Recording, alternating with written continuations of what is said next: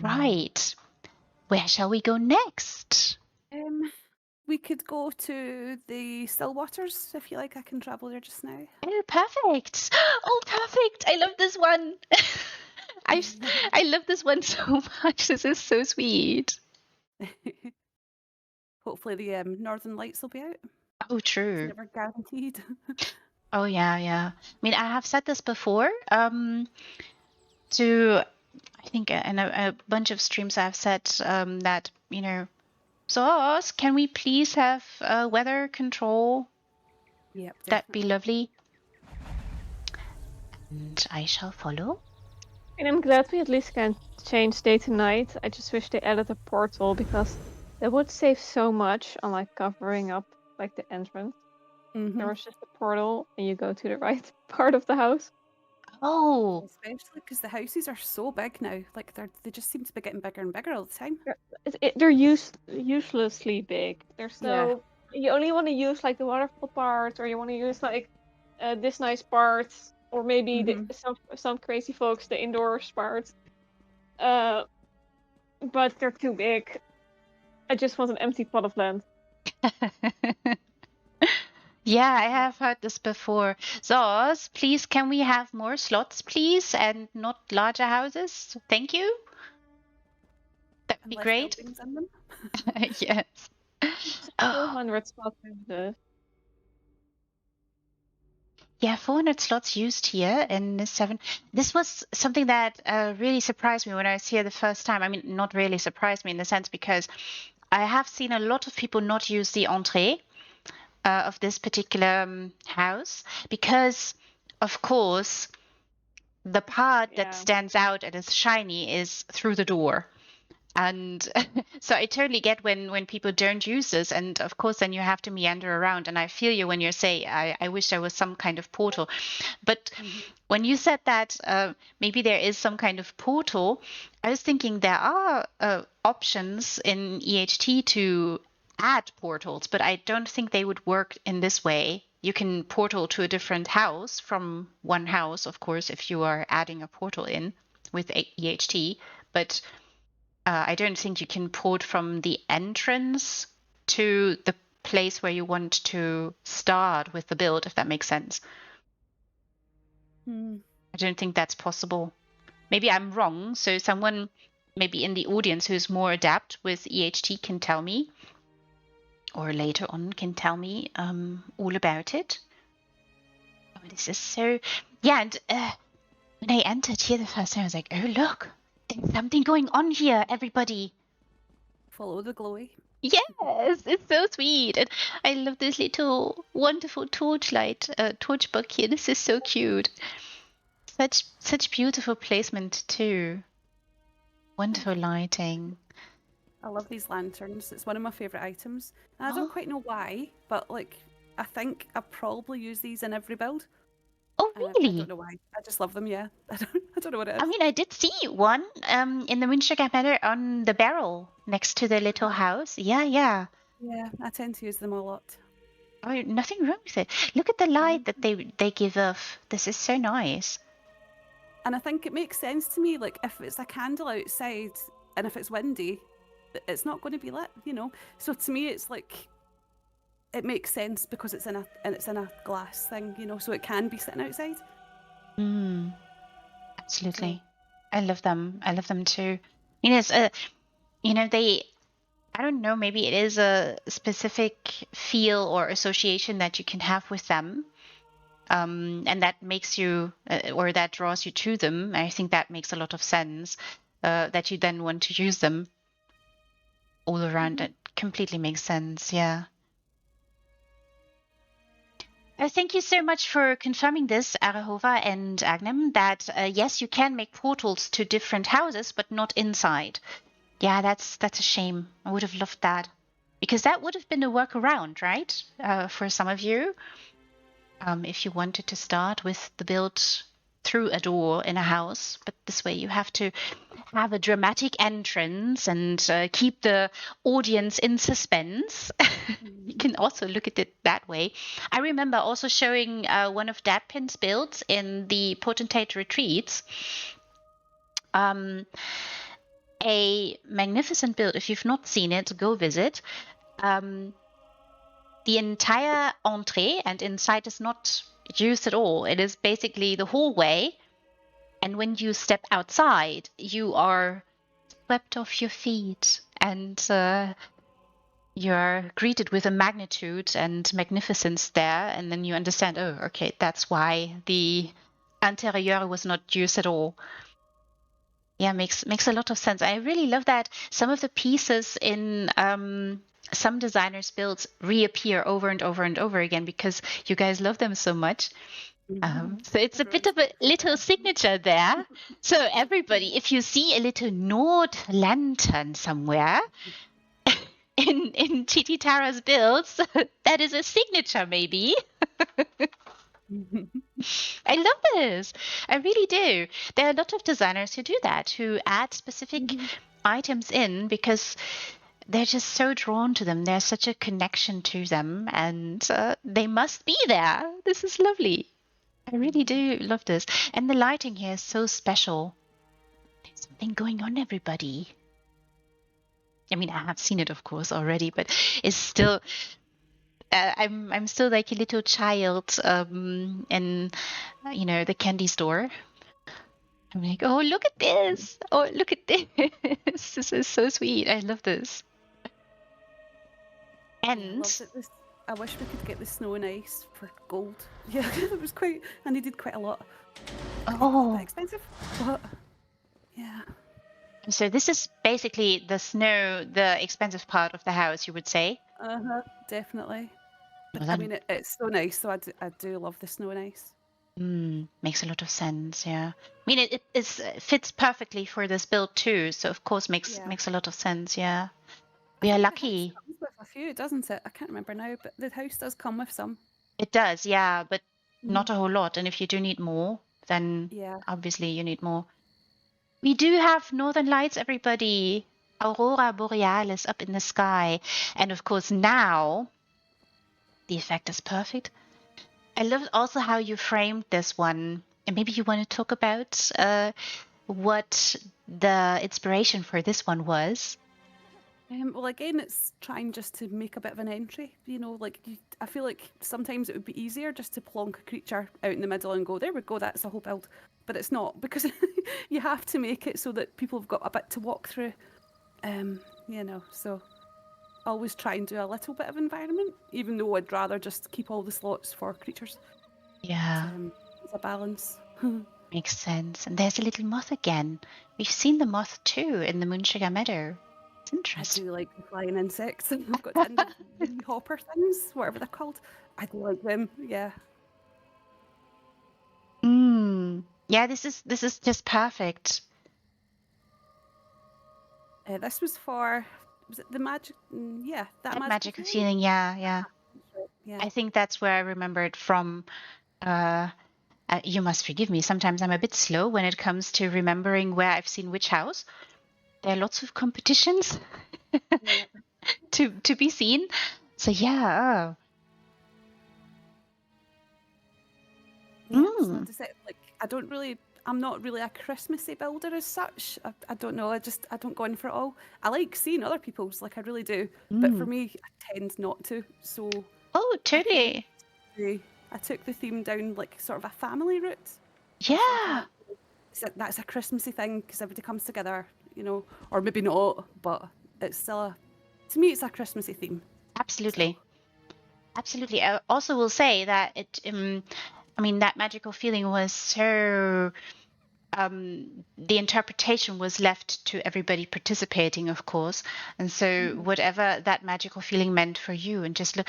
So you turn a corner, right? And then you're met with this magnificent tree there, everybody. Just look. Yes, wow. Precisely.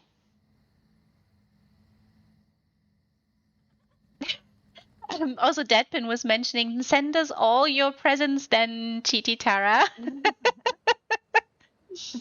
Yes, it is so beautiful, Agnemath and Arahova. Yeah, this is such a glorious home. Everybody, if you've not been here, please come. Visit, have a look around, also find the little family. It's so cute. Because if you already see them, but I will turn very slowly so you can see them over there a little bit more. Yes, it is certainly magical, Hayden. Absolutely. And for Arahova, the assembly of environment is also a little bit more challenging than building creatures. Look at that. Yeah, there we go. See, it's hard, like thinking how are they going to be led in? You know, what are they going to see first? What can you do? It takes a bit of planning. Oh yeah. Look, everybody, look. Oh, this. When I saw this the first time, I was geeking out so much about it because it's so cute. Hello, I want to boop your snoot. Yeah, it's got very striking legs.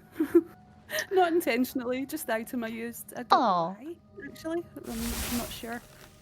But look, but it's so good. And I'm trying to remember, like, why I didn't use all the slots. I think I may have ran out of time. Oh, have you? Maybe I'm not sure. Yeah, I can't remember. Oh, but see, this might leave you room if you wanted to. I mean, you don't have to feel obligated, but if you wanted to have it go through an evolution, like Soris was saying earlier. Yeah, just add to it this year. Job done. Maybe, why not? Why not? If you want to have like an evolution going on, why not?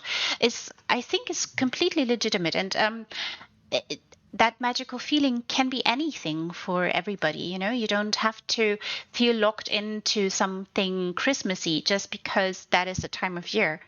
A lot of people don't celebrate Christmas at all, but you know, for different reasons, of course. Some people decide, oh, it's the solstice time, so they go with more of a solstice theme there, or people don't, celebrate at all and just get together and have a good time, which could also be considered a celebration. I like that about the theme. I think that's probably one of the reasons I joined it, because I thought, you know, it's a nice Christmas theme. It's not just like build a, you know, something overly Christmas. It's like it could be anything. Yeah. And I really love how you interpreted it and what you've done with it. And I love this little family. It was so sweet and so lovely. Seeing them maneuver around and prancing around happily, you know, is just so darling and absolutely spot on for me in when it comes to deciding, is it that magical feeling or is it not? And it certainly is, in my opinion. Oh, thank you. I always have such a hard time pathing the mounts or the pets or whatever. Like, it's just... I don't like it. Don't like it at all. I'm terrible at it. But, you know, we get there. They're a bit kind of jerky at times because I just can't do it the way everybody else does it. I think... don't know what their secret is, but... Oh, maybe they can illuminate us on their secret, how you guys do the pathing. So I do remember that Lothlorien was actually also had a wonderful YouTube video on how you can have a companion or a pet or a mount path through a door in a house and continue the path. And I think it was shared on a number of communities, the video. I'm happy to share it with you again later on if you want to. It's a very nice one. Definitely, yeah. So there are a lot of people there that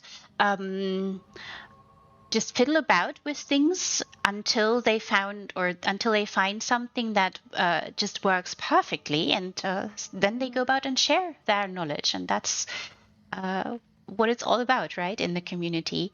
Yep. I remember being bad at it on Xbox as well, because I can't even say it's like just the controls of the menus or anything. It's not, because I couldn't do it on controller either. I'm not very good at them either. But like most of my houses aren't in like a normal skill, so I don't have a lot of use for pathing. Yeah. Like my Yeah, even to- heart and stomp pathing, I guess. I do wish I could add one, but probably somebody help me with that. And it's not. I want to add a ninja. Oh.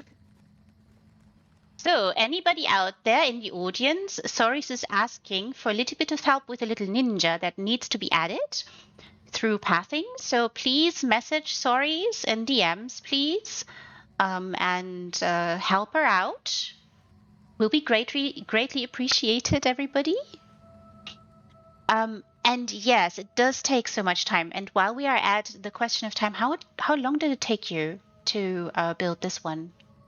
it must have been a wee while because I'm really trying to think why I only done 400 and I can't remember. But yeah, I think it must have taken me a while.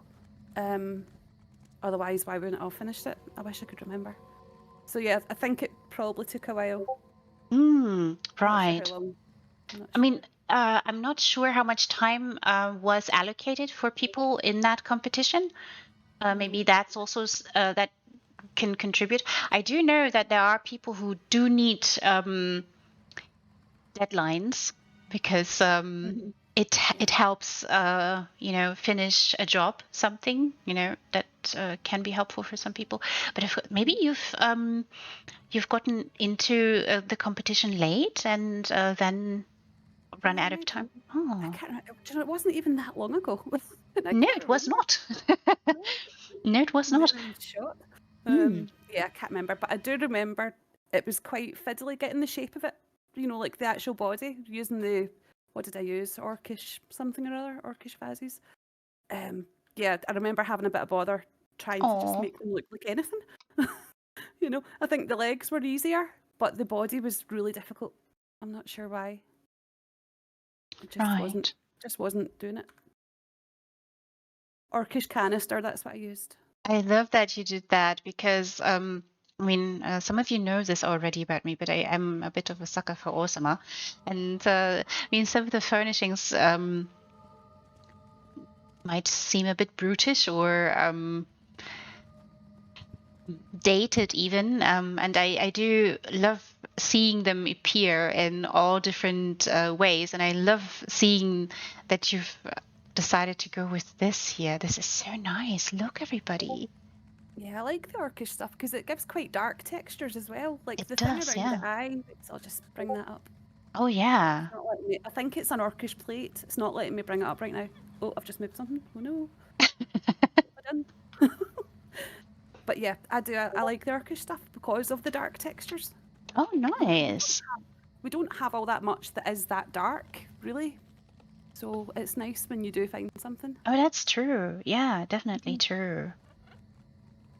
Yeah, very lovely creature and such a very good. That's correct. A very good contrast too, and I love that you're highlighting that as well because as you're saying that sometimes you do want to make something stand out, and particularly eyes in creatures. So that's an interesting point that you're making there because might be a question for those novice sculptors out there. How do you do eyes? Yeah. See, I like a shiny thing in the middle, so I go with I think it's the bottle elixir. That one's called. But there's a dark elf. There's a kind of dark greeny glass thing that I quite like as well. Can't remember what it's called. But yeah, I like start with Moonshine. the shiny. The shiny's good. And then you just sort of like frame around it, really, I suppose. Just try a million different items until something looks like an eye. You try a million different items, and you just had 2 different approaches there. That's very interesting.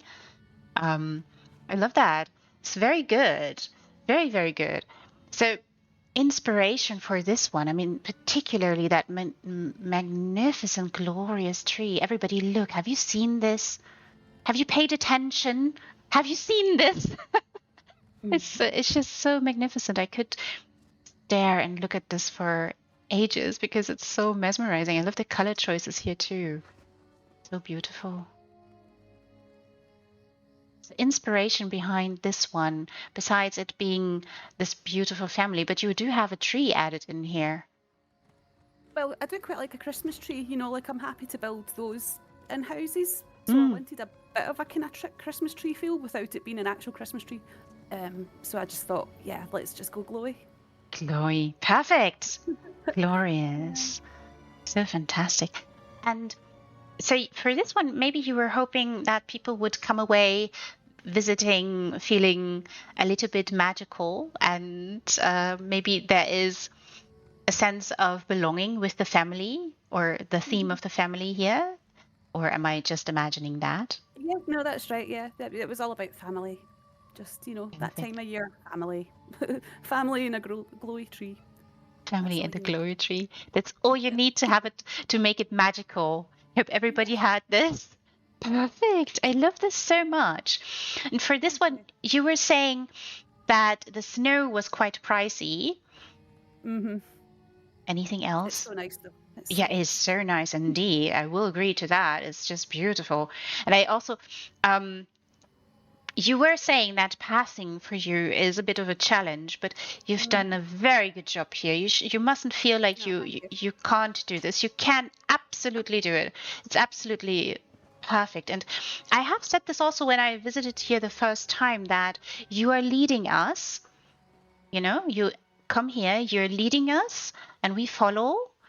Also coming through the door, and the snow is coming through the door as well, and you have already Mhm. an inkling, or maybe you think, oh, maybe there's something snowy outside, maybe there's something going on. That of course we are in the Stillwater retreat, right? And so you can expect something, and then you surprise us a little bit.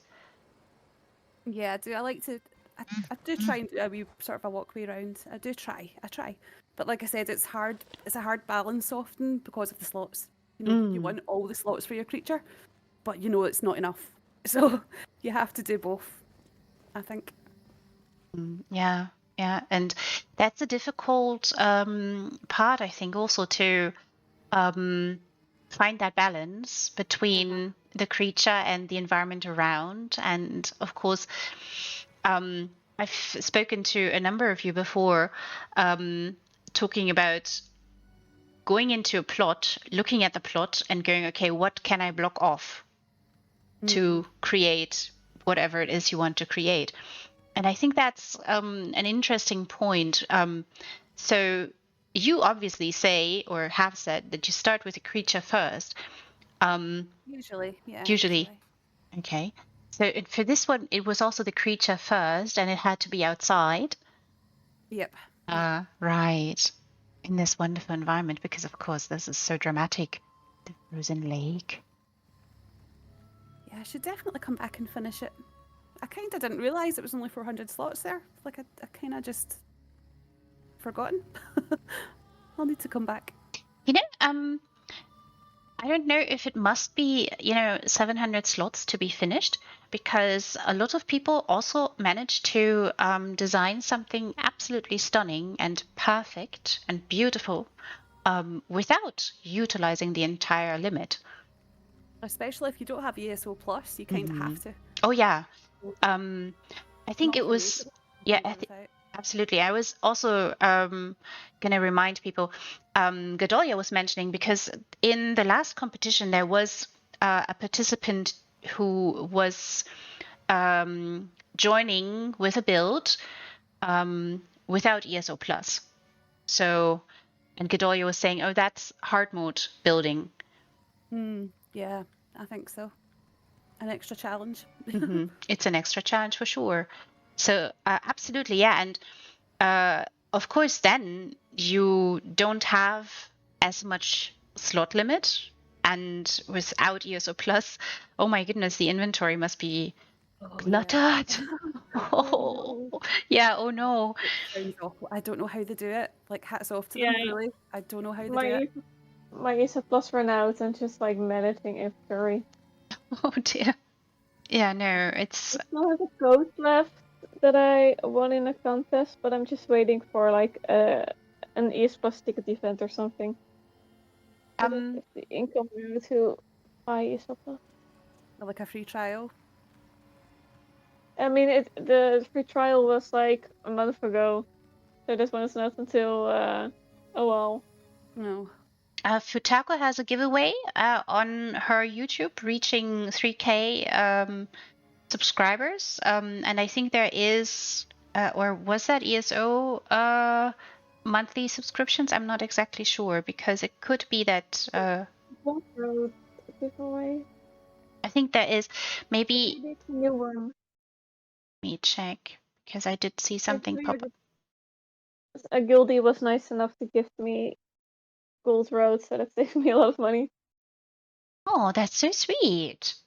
I mean, that's so sweet when people step up from the guilds and do that and help out. Oh no, it was not ESO. Sad, but I just saw that there was a giveaway going on with Futako's celebration. Sometimes there's something like that going on. We'll keep my eyes peeled and poke you if I see something like that. Yeah, there are also a lot of giveaways on Twitch and such, but I just never win those. Oh, yeah, understandable. It's also, got to do with luck, and got to be lucky to do this or to win. It's just so. Have I said that I could stare at this for hours and not tire? And just look at this; it's so beautiful. It's very sweet. Sorry, said someone stepped up and helped you out in this way. It's very, very nice when people do that. Yeah, they won a Twitch giveaway, but they already had it. I see. So they asked if I could get it instead, because not every Twitch streamer that has codes wants people to win it, allow people to win it for someone else. But thankfully that was allowed. Because I always need like the new expansion for like for our guild auctions, so that we can raise money to pay the trader and contest and that sort of thing. Right. But I can't farm for sorry, mosquitoes. I can't farm for an auction if I don't have the expansion. Of course. Yeah, no. Oh. So Yes. by the time I've probably entered already like 20 giveaways for it. Oh my. Yeah, that's also a point, right? For some people, that is why I'm saying there is a monetary aspect to it as well. And it's not just, some people are running guilds all by themselves, and it's a lot of work, which is why I keep repeating, people, please support your guilds. Please do, because a trader isn't cheap. There's a lot of bidding going on there. Yeah, they're really pricey. So do help out if you can. And I think if you can get the community to work together, I think then the guilds can rise as well and grow together and achieve something magnificent as well. I mean, I think you have done that already with the competitions that you've done, Sorries. I think that should be an example for people and a reason to support and help where they can. So just a little reminder for all of you out there. Always support your guilds. Trader on your guilds, because that's where I do all my trading on EU. So I really appreciate it. The fact it's a housing guild as well, because quite often they don't have. Yeah, and like trading guilds, they can ask for fees or they kick people when they have enough sales. Like obviously, if somebody is just there for housing, I'm not gonna penalize them for not using the trader. So it's really for the people who need it. But yeah, it's like traders have gotten so expensive. Oh yeah. Yeah. I'm always blown away when somebody says the cost of them. I'm just like, what? What now? Yeah, it's crazy. So I really appreciate your guild. Yeah, sometimes somebody will ask me, like, I will never say the exact amount because you don't want like poachers. But like, oh, my friend thinks he could. How much do you think Vivek is? Because my friend thinks he can buy it, and the friend thought he could buy it for 5 mil. It's like, no, that one is probably in the hundreds already. I don't even want to know how much that one is. They are really spendy. I mean, this is why I keep reminding people. So on PCEU, we do have a very large social community, which is the Rose Guilds. It's comprised of 5 guilds who all have a trader in Windhelm. each, so it's not Windhelm anymore, it's Rosetown. Y'all should get the I memo. don't even bother bidding on the ones that are like taken over by the road. I know they have a bigger budget. Yeah, I mean, it also comes, some people are very much enthusiastic about trading, and there are a number of very good guides to help you get into trading more so that you can make the most of it and not have to work so hard. And I just mentioned the Rose Guilds as a social guild. They are definitely covering all aspects of the game and do a lot for the community. Otherwise, I wouldn't be. This was the first guild that I joined, was Spring Rose, and this is what I first and foremost consider being, a rose, a spring rose, that is. Also, hello there, Lumoon Leaf. Welcome, welcome. But there is another, larger group of trading-orientated guilds, or solely devoted to trading, and that is ITT, or International Trading Team. It's a collection of 8 guilds, and yes, as you were saying, those do have an ask because of the priciness of the traders, and they're usually in very good locations, and you can make a lot of gold that way and finance your end game housing. But of course, I think for some it's a little bit it's a little bit of scary moment to step into that arena and start trading. But you mustn't be scared, because there are good guides out there. So for instance, Gorka, who has been trading on ITT for years and years and years, has done a guide together with Kiss, also a guild lead on ITT. Also, Kiss usually does guides for what goes in which DLC and expansion, etc., to help you out, figure out what you can sell or what might sell well with the next DLC and stuff like that. And I do know that on Roses, we do have also a number of guides how to get started with all the trading business. And but still, for smaller guilds, and particularly housing-related guilds only, it's so much harder to persist in this arena because of the trading guilds, right? They do just have a lot larger budget. Like the really large trading guilds, they also have safety spots. So let's say they lose, they will then have basically a fake guild who buys a spot each week. In a not super bad place, so Somerset or Riften or that kind of space. Yeah. And then it just will dissolve the guild. And then they will move the other guilds to it. Yeah, they lose their big spot, they just have a backup, and those backups take in the spots of the like non-trading guilds. Yeah. I mean, this is very difficult to compete in that arena if it's a housing related guild only, of course. But again, I will remind people, you still should support your guilds, particularly the housing guilds, because it's the real end game. It's very pricey, and you do need to help your guilds out. And it is very helpful to have a trader, but not every single housing guild can afford a trader, because, as you were saying, it is quite pricey to get good spots. Yeah, like if you have to run a guild, like some people think I make gold with it. Like I will get some stuff like here and there from people because like for example I got that expansion code that somebody won, but like in gold wise I probably drain like maybe even 100 mil a year of my own gold for like contests and that sort of thing. Like it's an expensive business. Like if you're not good at making gold, then you probably shouldn't try running a guild that use like, unless it's like, I don't know if RP guilds like that don't want a trader and need a lot of gold, but if you do run contests or those sort of things, you do need to be decent at like trading. Of course, yeah, you need to fund prizes and stuff, yeah. Or you really need to hope there's somebody who loves dumping gold, but currently hoping.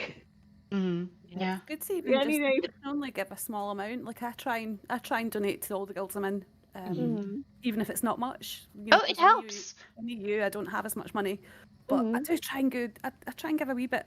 If everybody gave a wee bit, you know. Yeah, and that's not the only thing how you can help, right? If so, of course, you know, competitions. You can also help sourcing. You know, sometimes prizes mustn't necessarily be gold, you know, or crown, or crowns or something. You can also put together a nice bundle that may be consisting of nice furnishings, particularly in a housing guild. Maybe that is something that people would also be enthusiastic about, or that is a little bit themed or something. So I think there is a little bit of different ways in which you can support competitions in guilds or guilds in general. I think there's a lot to it that you can do, and of course, every single donation helps. So even if it's very small, you mustn't feel, you know, that it's not helping or anything. It does help. Every single one. Also, like, I also burn through writ vouchers a lot because I need to buy the new sets from the expansions. I use them for like smaller contest prizes because like winning just like 200k doesn't feel like as exciting as winning like 200k and 100 writ vouchers to spend. So I think when that new update was for the sets, I think I probably burned through 11k writ vouchers Oh yeah. of just buying new sets, buying the large sets, contest prizes. So some people just send me the writs that they can't make. Yeah, I send you mine. They don't have the motif of To it, get or they ready. haven't. Always hope it learned helps. Oh yeah, that's absolutely something that also helps completely. Yeah, is and of course, guild halls. I've highlighted guild halls a number of times, and of course, with the change to the Grandmaster crafting stations, a lot has changed in regards to the guild halls. And I've said this also on streams before. They are still pricey, you know, to maintain and to just create guild halls, because Munda stones, target dummies, ethereal wells, all the utility that you need if you want to provide that for your guild, it's very pricey, right? And some of the items are crown only, so it's very difficult to build something. And so it does absolutely help if people, for instance, send you, as you were saying, the writ vouchers, if they don't need them or if they can't build or do them themselves. That absolutely is a wonderful way to support your guilds. People have maybe Yeah, got because, loads of them in the bank and not even realise, you know, if you dig about, you can find them. like, currently per set, I think it's like around 800k a mil to buy the set to essentially place them in your house. Oh yeah. And I figured how many sets are there now? Like when I started, there were 69, and it was like 3 years ago. So I think like maybe 20 got added. Like that's almost 100 mil just to get the sets. Yeah, it's really expensive. Then you have the Munda stones. Like I was lucky that at the time, I pre-bought crowns from somebody that I trust a lot. Sadly, he doesn't play anymore. Oh. But I bought them back when they were 300 gold. That's how much they went up in price, like 10 Oh times as my. much. We were waiting until they ever got on sale again, and it never happened. Eventually, we just gave up and like, okay, we'll buy them now because they won't ever be on sale again. Oh And I'm my. not sure if I've seen them on sale since. Or Yeah. if they were, it was already like a year later. Oh, this is But like really, buying those, I think they're like 1,300 a piece or something. yeah, it's ridiculous. But just consider the fact that you have to, I mean, in a guild, a lot of people expect that a guild hall has them, and all of them, right?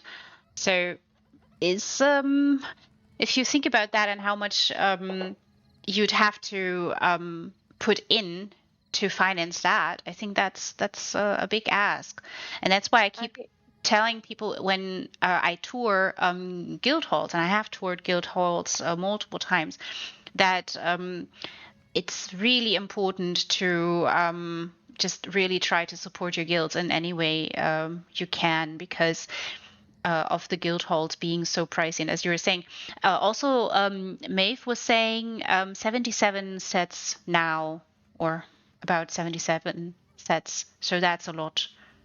I need to update the last ones. I got a bit behind. Mm-hmm. Thanks. I got completely stuck on how to decorate it. The new freedom.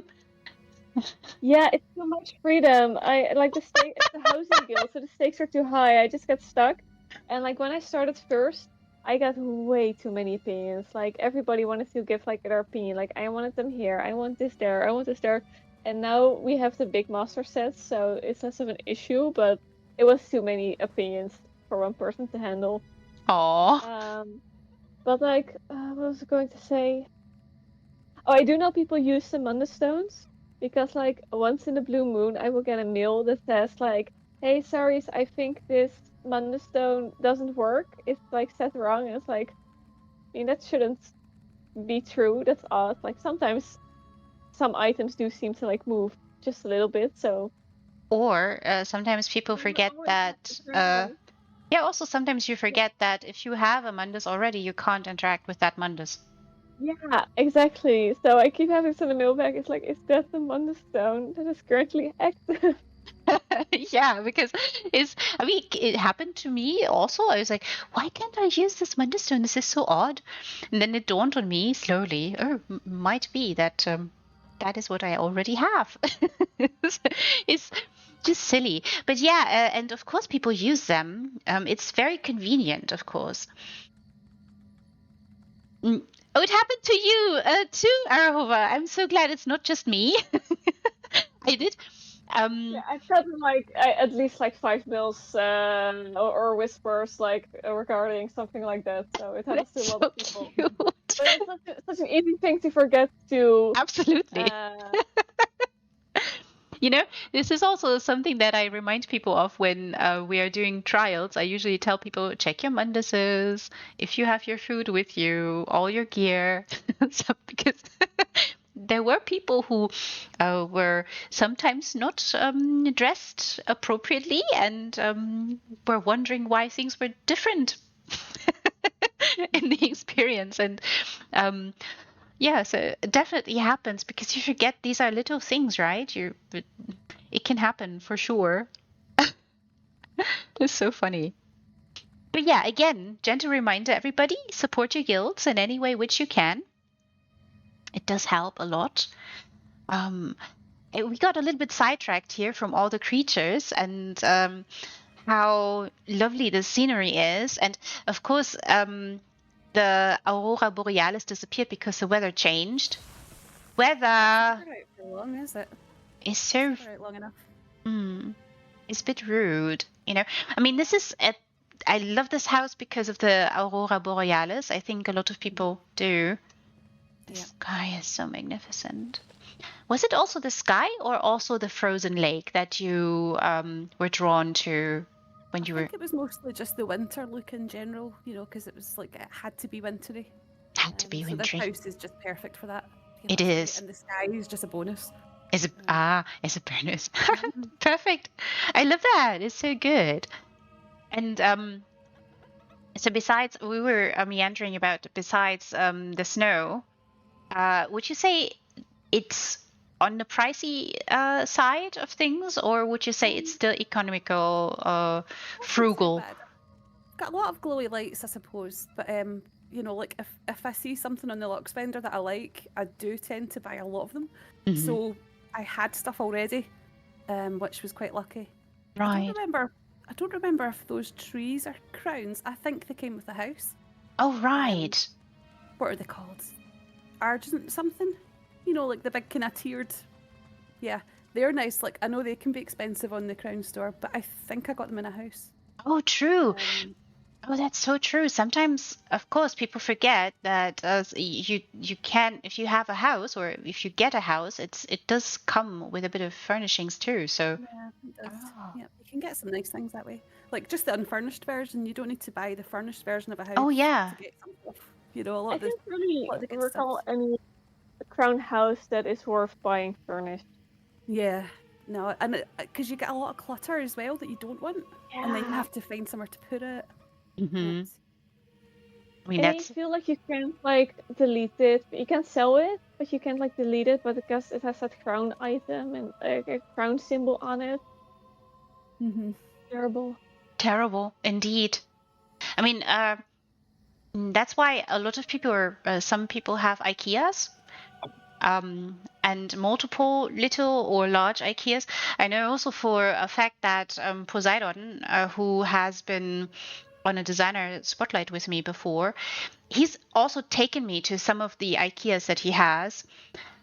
I was so stunned at how neat and how very organized they were because he was showing me, oh, this is the uh, statue IKEA where I have a lot of statues in the house, and I was expecting to see a lot of statues, but I didn't expect them neatly sorted and stored as you would see in an IKEA. So I was very wowed. So yeah, some people decide if you want to empty a specific plot, and then just throw it into some house that you're not going to use just yet, and decide that's going to be an IKEA. And just put it all there. I mean, I have, I think, 3 IKEAs now, and I just have like many. I sort them by style. So my Bastion has all the spooky stuff, and one house has all the Vardenfell stuff, and one house has all the orc stuff. oh, that's interesting. You go by theme in that way. That's also very interesting that I you need do to add that. more storage boxes, to be honest, or a housing bag, because it's just I'm overrun with items, and I try to throw them in the bank, and I try to give them away, and I can never I just never have the space. Understandable. Yeah, I mean, I can't put things in my bank because I do play support for the most part, so I have all the sets, and that's what's cluttering up my bank. So I can't store anything there that is furnishing. So I absolutely have to put them into IKEAs. But yeah, so yeah, I was really please, hoping for storage solutions, like yes. the big update announcement thing, and it wasn't. I was like so hopeful for storage, but no. No, no. Instead, it's. I mean, I'm sure all of you have seen the stream maybe and know that the feature that they're going to add is basically a EHT, right? Because the Yeah. housing hub basically is what they're adding in I don't with. think a lot of people are impressed, Uh-huh. sadly. No, I think It's so good for people too. on console, but for people who already have like EHD, because it's an add-on, it's just not really anything new. Yeah, but people, of course, as you were saying on console and PlayStation or Xbox, I think that is a good feature to add in for them. It's definitely good if you don't use add-ons, but like I said, I would still have rather chose storage over Oh yeah, EHD. You know, it's all about the storage right now. I think it's one of people's biggest problems. That and not enough slots. Like you hear that one the most, but storage is yeah. definitely up there. So Zos, in the future, please, please, pretty please, a nice little furnishing bag similar to the wonderful crafting bag.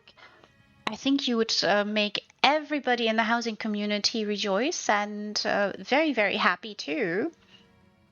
And yes, I have. Or even get more of the like the storage chests. Mm. Even if we could get more of those, Oh yeah. that would be great. How many is it we can have? Is it 6 or 8? I can't remember. 8. 8, yes. It's just not enough. No, it's not enough, and also they're so small. Like there's not a lot of slots in them. I think the large ones are 60 and the smaller ones are what, 30? So not a lot of slots there either. I mean, and then of course you could say, well, you mustn't be all that, hoardery and hoard all the things. You could also, do spring cleaning and all that. But at the same time, if you are into housing and you're interested in designing something magnificent and special like so, and you need to store a lot of furnishings, I'm sure. Especially if they want us to buy all the, you get the Crown furnishing packs, and some of them are really like, I've got a character who's holding 2 of them unopened because I don't know where I'm putting the stuff. And it puts me off. Like sometimes I'll think, yeah, I've got crowns, I could get a furnishing pack, but then I don't because of the storage. So they would make more money by giving us storage. Yeah, they would. Well, it just makes sense to me. Most furnishing packs, like I want like 1 item and I don't need the rest. Yeah. And like just give me, I regret not getting the Apocrypha one because I wanted pool, but like I really did not need the rest. I don't think I'm ever going to use the books. Mm-hmm. I see. So they're kind of useless to me. And yeah. And then where you put... I think that was the Under the Sea one. That's one I actually used. Oh, right. Like the furnishing packs, when they are on sale, if they would also do the items individually on the Crown tab thing, like, in the house. Oh, true. Because you can't even buy them individually on that during the time that they're on sale. It's kind of frustrating. It's very frustrating, yeah. And of course, then if you're only going to use 1 item, what are you going to do with the rest? Like, where are you going to store them? Yeah, like I said, I've got 2 of them in a character unopened. They're still in the box because I don't know what to do with it. Yeah, understandable. Very understandable. And one of them is like the dwarven pipes. So it's like a lot of items, and I'm like, right, I would need another whole storage house if I opened this. So it just sits there. Yeah. And waits and has to wait. Yeah. Yeah, I mean, I have said this also many times before in streams. Zos, just, a little bit more slot limit. Bit more, thank you. Be great. So these were the 2 wishes, the 2 big wishes that you have for Zos. Maybe they're listening. Actually, 3 wishes. A furnishing bag, right? Slot limit a little bit higher. I have heard from people maybe 1,000 for the large houses. I mean, they're getting so big that seems reasonable. I think. Oh, yeah. And as we were just saying, with the Crown store items, can we just, if we don't want the entire pack, can we please buy the individual ones? Thank you. That'd be great. Or just like offer them on like a limited basis. Yeah. Like Why not? one day. Yeah, absolutely. Maybe they'll hear us, and if we say it more often. They're probably like, that housing community, they're never happy. They're never happy. We give them that. All they do is complain. It is really not a complaint, right? It's more we're stating that there is too little room for magnificent ideas. And if you think of how some of the wonderful builds have also found their way into a lot of the wonderful streams and advertisements for Zos, I think it's only legitimate to raise a little bit of criticism and maybe awareness to the fact that if you want to build something large and stunning and big, you do need the slots. You don't necessarily need more space. And if you think about, I have said this also many, many times, particularly in regards to the Moonsugar Meadow, because it's a beautiful plot, but it's very large. And I have seen a lot of designers decide, okay, I'm going to do a little bit of pathing here, and I'm going to block off the majority of the plot, because otherwise it will just look bereft, right? You will run into trouble making it look homogeneous all around and alive, right? It can look very bereft. And this is also true for the Grand Sijic Villa, for instance, when people are trying to furnish very, very large abodes that have so much space, it becomes very difficult, and you reach the furnishing cap or the furnishing limit very quickly. And I think that cannot be overstated. Yeah, that one is so spread out. Like I remember, one year I judged one more housing, and they don't have a specific theme, so you also have a lot of beginner houses. Oh yeah. And like Grand Pacific Villa became like a sort of a trigger almost, Oh because yeah. so often they were like, there's a little bit furniture over there, there's a little bit furniture over here. Trying to find it all. Same with Antiquarian, was also one of the houses where it's fine if that's your own house, but to try to judge a house that is so spread out, and it's, and they're still beginner houses, so it's not like it's more difficult to judge. Yeah, it takes a lot of like, time. Mm-hmm. That I got Yeah. completely burned out at the end of it. But at that one it was like more than 100. It was before they did the limit also with the amount of houses you had to judge. Mm-hmm. So you really had to like visit. I mean, I just I think it was 120 or something. I just did 171 for Ethereus Art, and some of you That's brave many. souls stuck with me. I still this is something that's for me very humbling when people stick with me for such a long time. And as you all know, I'm slow. I have tried going fast. It's just I can't do it. Unless somebody is pushing me, unless somebody tells me, okay, let's move on. I will linger and I will look at details, because the majority of designers put things there for reasons, right? It's always deliberate choices, and because it's always deliberate choices, I think it's just only fair that I have a deliberate look at all of that. And so when you have to judge 171 houses, it takes me ages. And as you were saying, Grand Sajic Villa was in there. There were a lot of Moonsugar Meadows. There were a lot of very, very large plots. And also the Fogbreak Lighthouse is very large. It's such a large island. And I do love seeing all those beautiful plots. Don't get me wrong. I love them all. But it just takes a lot of time. I think the longest stream that I did so far was for Ethereus Art, the Enchanted Grove Retreat. That was nearly 11 hours. And that's a long time. Yeah, like I always like when I do contests, I only do them guild only. Mm-hmm.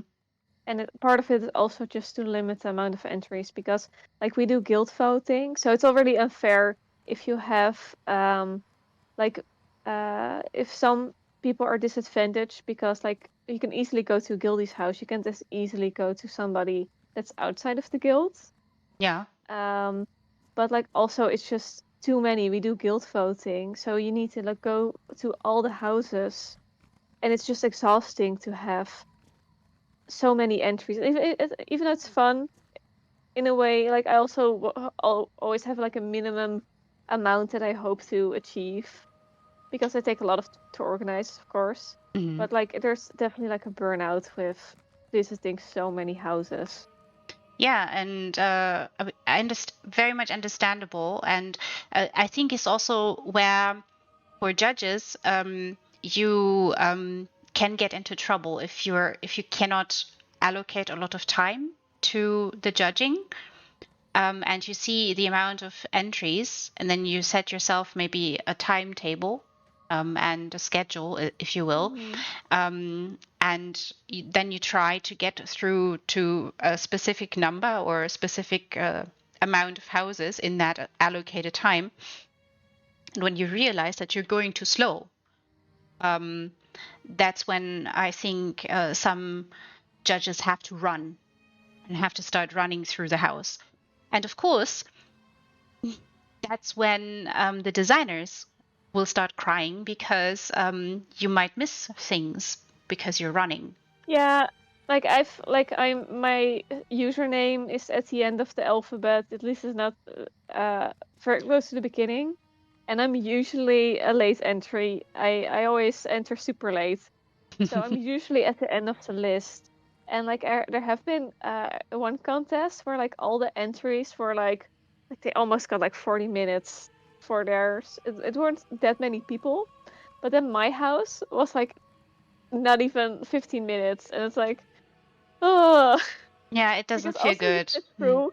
Like I do mostly hope to see my house on the stream eventually. You know, like I only also have so many time of the day.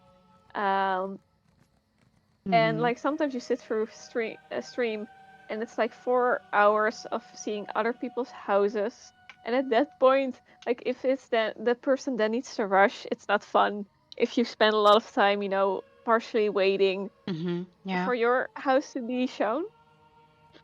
of course. So it's definitely a down. I think also people at the end of the list also get disadvantage on people at the front. Hmm. So I think with voting, I also always encourage people to also go like start with Z and go to A instead of going A to Z. Yeah, that's good points. I think that makes a lot of sense for those who definitely are a little bit more pressed on time. I will say that I usually take my time with every single house, and I take my time with like I never rush through any house, even if it's just an in-room. I can meander about in an in-room for a decent amount and have a look around and meander about the story that might wait there for me. And I think that it just really depends a bit on the streamer or on the judge. Um, your modus operandi comes into play here. And for me, I'm just the snail. You know, I'm going slow all the time. And I'm just happy when there are people in the audience who are patient and who can hang on with me and who can keep me company through very long streams. And as you were saying, 4 hours, that's nothing for me. Uh, Mhm. after a serious art, 4 hours doesn't feel like a long time for me at all. Um, and yeah, it's I do enjoy taking my time, and I love spending time in the houses. And in particular, I love it when you guys are there, either in the chat. And I was lucky with you, Soris, in your erstwhile sanctuary. I love that when some of you guys are in the audience and you're waiting patiently for me to get to your house, because Yeah. then sometimes you indulge my questions and I can ask them, and I'm so happy when that happens because it gives me context. It gives me a little Yeah. extra that I can take into consideration. And I I always also, think it's good when streamers like ask like, is anybody like in the contest currently here? mhm. Yeah, Uh, because you know, uh, it's just nicer if people who are there can like talk a bit about it. yeah, And it also absolutely. helps with like that somebody is not like is waiting for their house to be shown, but now they have to go to work or now they have to work on a project or something, Hmm. and now they'll miss it and they'll have to rewatch it back. Mhm. And I mean, it's just nicer than doing it very strictly, in my opinion. Of course, yeah. Like when I do a housing tour, for example, people can ask if they want their house to be kept off the list until they're there. Um, or if or they can ask if they can go early or late. Hmm. Yeah, sometimes that is sometimes possible. It depends really, because if Mhm. the entry number is very high, that is very difficult to accommodate, because if you have a day job, you have to accommodate your Mhm. day job, right? And then you put in hours in the evening for or after you whenever work ends for you, and you put in the hours there. It's very hard to accommodate, but I do hope that, at least I try my best, that people are in fact there, and it's very I really love it when it happens and when it works out and people are there and I can talk to them, or even if it's not the designer, or sometimes the designers are a little bit shy and a little bit scared to talk to me right away. I swear I don't bite. I really do. I'm not biting at all. So don't worry. Also, I'm not very. Really nice to chat with. Um, And also, if I see somebody that their house is like almost or on a street, oh and yeah, I see that they're helps as online, well. I usually give them like a heads up, like, hey, it's your turn now. Yeah, that definitely Um, helps. Or sometimes a friend, just when a friend is there and can talk to me. Like I had that also a few times when someone had to attend a real life and couldn't be with me on stream, but they were there. Sometimes people are also lurking in the shadows, and you can all do that. You never have to apologize for that. If you have to lurk away. It's all right. Um, and I know that they're there still and they might still hear. And so that's why I tend to talk to the designer, even though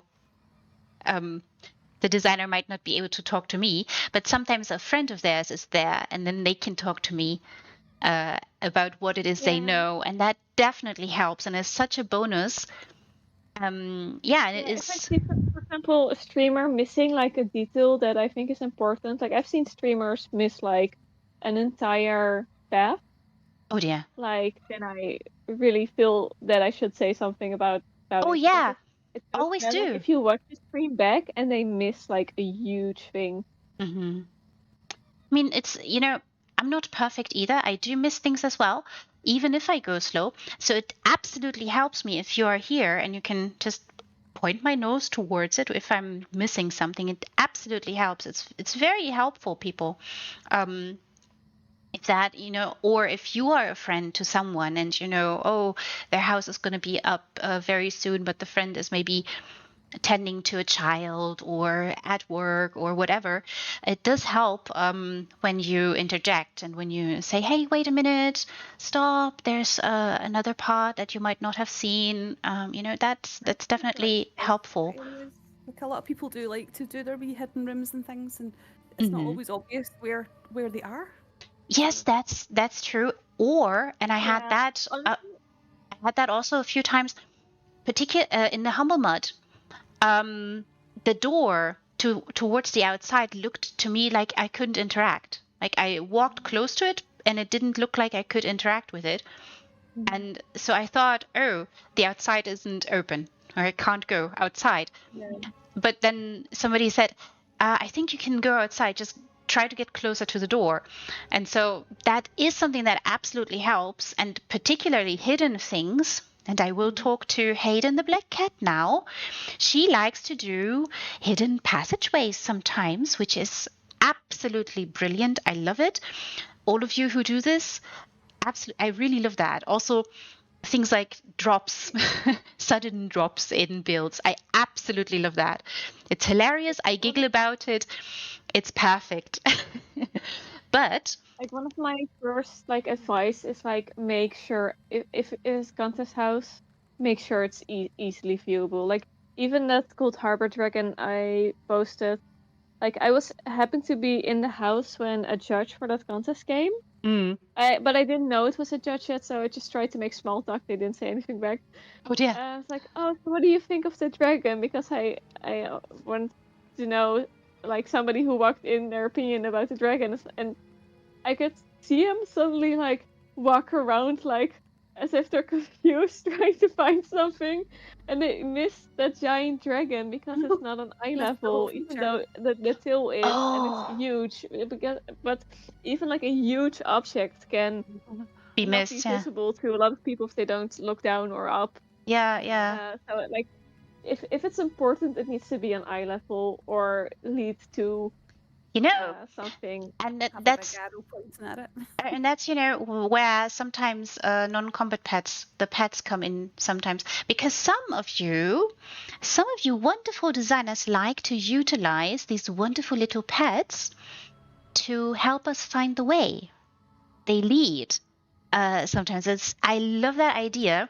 Um, and yes, Hayden, that is a very beautiful, innocent smile that you're giving us here.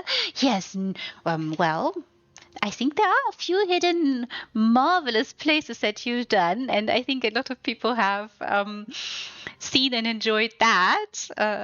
Absolutely brilliant. And I think Deadpin had the wonderful Follow the White Rabbit kind of theme. A lot of you had that, but in a recent build in Goronier State, was it the Goronier State?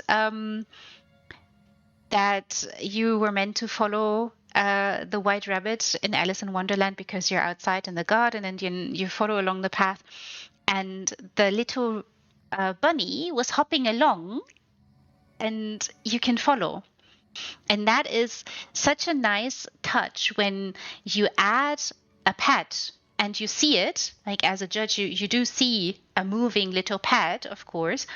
And when you see it disappear somewhere, at least I try to follow. Sometimes that's possible, sometimes it's not possible, but at least then you try and find or don't find a way or a path. So yeah, absolutely. There are different ways to going about this, but also what you're saying, sorry, does make sense. If you want something to be seen by the majority of judges and visitors, then it should be eye level, of course. But doesn't mean you can't build something up in the sky or into the. I have seen people put things here in the frozen lake too. I'm not sure if you've if you know. I've seen builds like that. They're really clever. It's such a wonderful idea to utilize this. Yeah, it's a great house indeed. I think maybe a little bit underrated for some. So I do love seeing builds here, and yeah, you can utilize a lot of when I'm looking down now. I hope you can all see that there is room there. You could use that. And there's the whole cave as well, like the cave. Indeed. It's a big area. It's a very large area. You run in and you think, wow, this is quite huge actually. Yeah. It's really large. And the cave, and you can help obscure this a little bit, and make it give it a little different look. So there's a lot of ways in which you can go about it. But yeah, of course, usually I am in first person for the majority of streams because that is where I give you guys the broadest view, if that makes sense. If I'm zooming out, you do see the little awesomer meandering about, and that might not be all that helpful. And thus here you get, if I'm showing you first person, you do see a little bit more of the build on the big screen. So, but some of you have also mentioned to me to go into third person. And of course, in some builds, that makes a lot of sense as well. So yeah, it's a very large plot, a beautiful plot too. And you definitely can do so much with it. And even the entryway is, I've seen builds where they've only used the entryway, like the interior. It can be really nice for whole builds because it's big as well. It is. Very high ceiling. Outside if you don't want to. True. Of course. I do know people who choose large houses for the slot limit and for the slot limit only. So there certainly is an element of that, like all different ways of approaches in housing. We're talking today about fantastic creatures, and those are the focus, and those are the focal points that these lovely ladies go about a lot of their designs. But of course, some of you choose a house or choose to build in a specific house just because of the slot limit. Or just an environmental factor or something. So Yes, I like a lower slot limit because it means I will be done quicker. Like, oh, can I go? It's full now.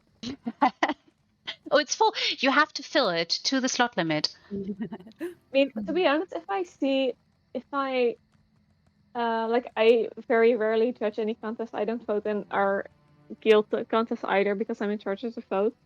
But if I do see a contest house and it's missing filled slots, and I can think of things that I think might be missing, then I feel like you didn't finish it, if that makes sense. Yeah, Like if you makes could sense. use some more shrubbery and you still have like 50 slots left, I'm wondering like why not add a little bit more shrubbery or like add a little bit more of this. So I do think it's always best to like fill the slot limits because it does look more finished. And It's like really for me, well with there's EXP, you clutter can are see how nice. many slots are used. And like I do kind of in my mind, like maybe it's perfect to the person who made it, but like it does feel to me as if you maybe didn't completely finish it. Hmm. Or maybe use the house to its fullest potential. I mean, also some people. Sadly complain about the slots and then not use the ones we're given. Yeah, you're given a number of slots, and we were just talking about the slot limit not being enough, and then yeah, exactly. So yeah, it makes sense. And also some of you decide to like when you get very close to the limit, then you hold off with maybe 4, 5, or 3, or just 2 slots left because you're waiting for a specific item that has to go into that house, and it's just not there available yet. I really love that because that's such dedication. Yeah, with like if it's like 10 or something, you can think like, oh, it's somebody just needs a bit more, needs those last items, and it's just they're just placeholders basically. But if Yeah. it's like 55 missing, then it does feel like that it you could still use those. Like why aren't you using those? Yeah, Put a maybe mustache on a painting. I don't care. Just use all of them. put something there. Use them. I love that approach. It's wonderful. You know,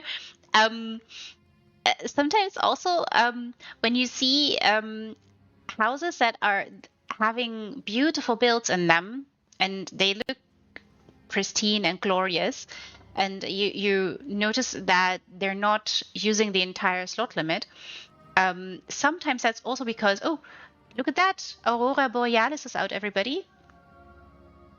Now this shines even more. I hope it comes off on screen well for you. So I was just saying that sometimes people have discovered a specific item, maybe from the luxury vendor or something that just appeared in that specific week. And that is a huge slot saver. I think when they added the round staircase, I don't know if you remember, that was a huge slot saver for a lot of designers. They could do away with a lot of rounded stairs that they cobbled together, right? And that might be a reason why there's less slots used in that particular build, because the slot saver just saved them slots. So maybe that's why. I do have some old builds where like slowly some slots keep going missing because like I needed to use that item and I swear I'll put it back later. I never do it. I do that That too. item is gone now. That's Like, so oh, I just cute. have cobweb. Okay, I'll remove a cobweb here. Who will notice? Then it's like will never appear again. Even though I have plenty of cobwebs now after 2 Halloween events. That's so cute. That's really sweet.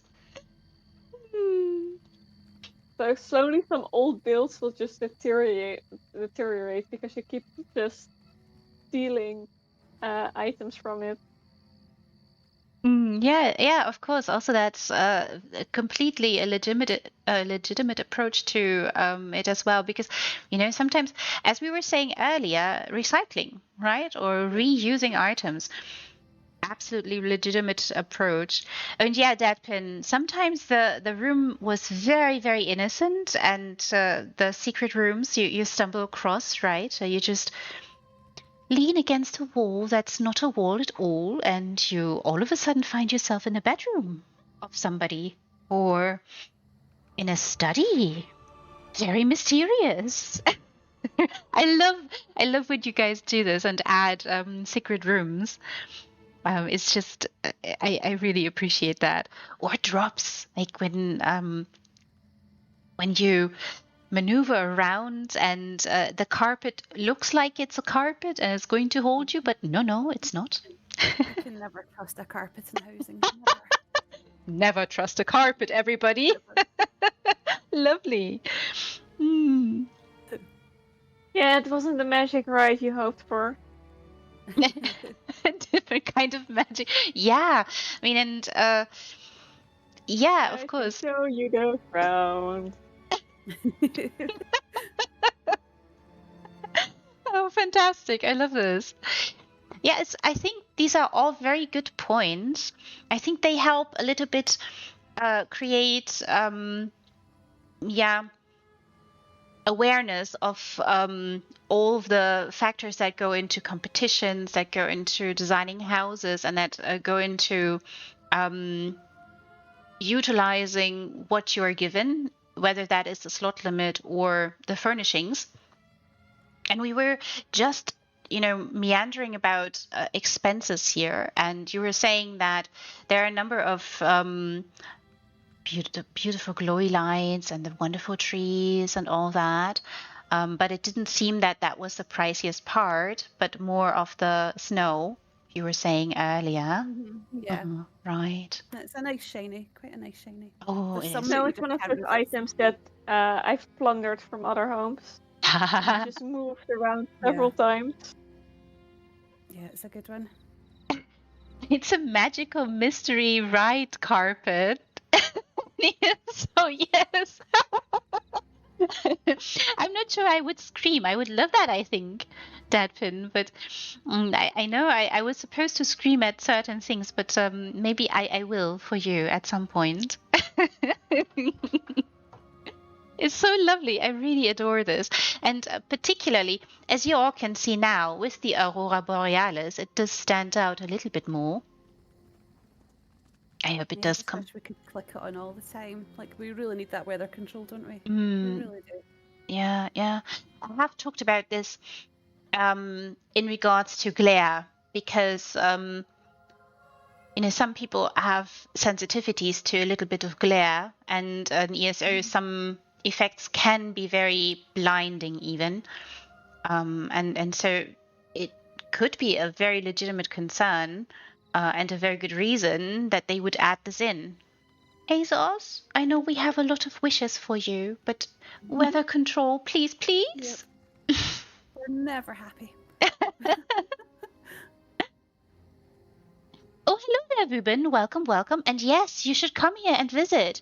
It's PCNA and Cheetytarah's beautiful, glorious family that we are visiting here.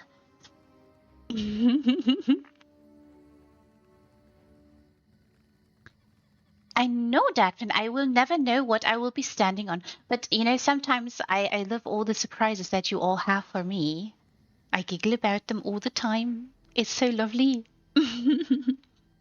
Whose house? Cheetytarah's. Well, I'm joined tonight by Soris and Cheetytarah talking about fantastic creatures and how they go about designing them. And this is, of course, the Stillwater Retreat, as you can see, by Cheetytarah. And come visit. If you need the script, I can send it to you in a DM if you like.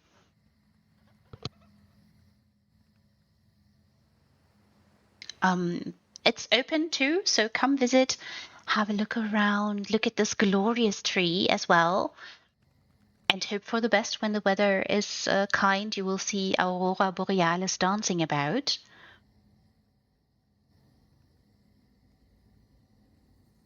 Which house you missed?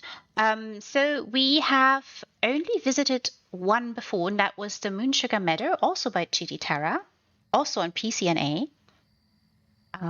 Which had a glorious, beautiful natch. Oh, this one.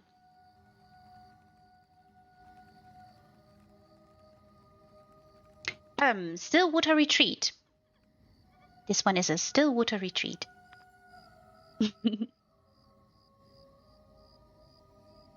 is a beautiful plot, really. You know, a lot of people, as you were saying, don't use the entrée and the intérieur at all, but go for just the outside because this frozen, magnificent lake just is all they want for good reason. So glorious, look. Oh, it's so beautiful. I really love this. I really also love the lighting here that you've added and you know, given this a little bit more edginess and texture. And I think we have not spoken about lighting today all that much, but maybe we should, because maybe you see the contrast a little bit more with particular this little one here. Oh, hello there, Ruben. Welcome here. Enjoy the walk up and have a look around. It is so beautiful. Wedding blossoms. Is it wedding blossoms they're called? I'm not even sure. I tend to sink them into things so you can only see a few wee dots. Yeah, it's so perfect. Yeah, it works in water as well. It can just give a really nice sort of like sparkly effect. Mm. I'm quite a big fan of those flowers. Yeah. Because I think as well, like, it's not just one light, there's lots of wee dots, if that makes sense. Absolutely, yeah. Makes a lot of sense. It gives it more of a sparkle. Certainly does. And we were talking about, well, I was talking about lighting, and I've mentioned this before on different streams, and have said to people, remember to light your trees, remember to light your beautiful creatures, remember to light everything that you design. It can really be a game changer. So it's really just so important. And I love that you are utilizing, I like the wedding flowers as well for they have such a wonderful warm glow as well. Some of them do. It's And we've got, is it 3 colours of them, which is nice, so you can sort of like Yeah. break it up a bit. Oh yeah. It's such a wonderful little piece, right? And just and of course Cold Harbor also has a wonderful, marvelous, magical lights that you can use to give this just a magical touch to it. You have to boop the nose. Look here, Ruben.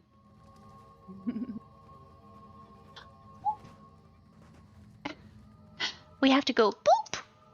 I do love that hat. It's very pretty.